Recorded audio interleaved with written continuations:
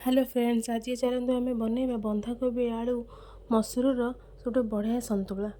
मु आगुरी आलू काटिकी भल भाव भाजी नहीं जाइली। एबे बंधाकोबी छोट छोट कर काटी नहीं तादे हलदी लुण पकईकी संतुली नौचे। किछि समय घोड़ला पर कोबी संतुली गला। धोईकी रखिदिवा मसूर अल्प कोबी रे पकईकी आउ थरे संतुली नौचे। आउ घोड़े दौचे कोबी की, कारण कोबी आउ मसूर टिके सिझिबो। एबे घोड़नी काढ़ी देखिली मसूर सब सिझी जाइतिला। बाहरी कर नहीं गली सब बंधाकोबी और मसूर। एबे गोटे कढ़ई रे गरम तेल नहीं सुखला लंका दिले छिंडीदेली। आ पियाज को दरदरा कर बाटिकी रखीदेली, ताकू पकई भाजी नौचे। टिके पियाज टिके भाजी ही गले अदा रसुण पेस्ट को से पकई दिंतु।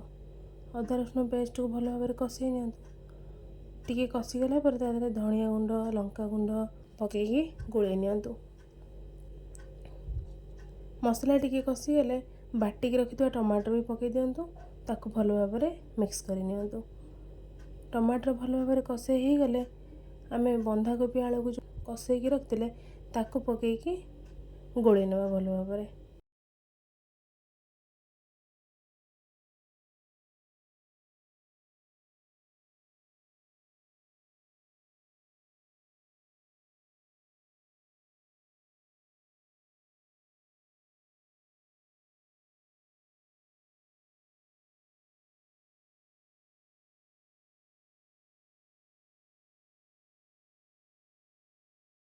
एबे संतुला रे अल्प पानी दे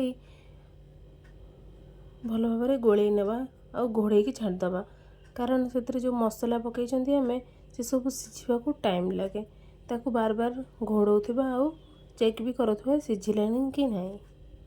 एबे हम संतुला तैयारी हो गलानी, सब सिझी जाइए। लास्ट को आमे गरम मसला पकईकी गोले नेबा। एबे रेडी हो गला हम बंधाकोबी संतुला।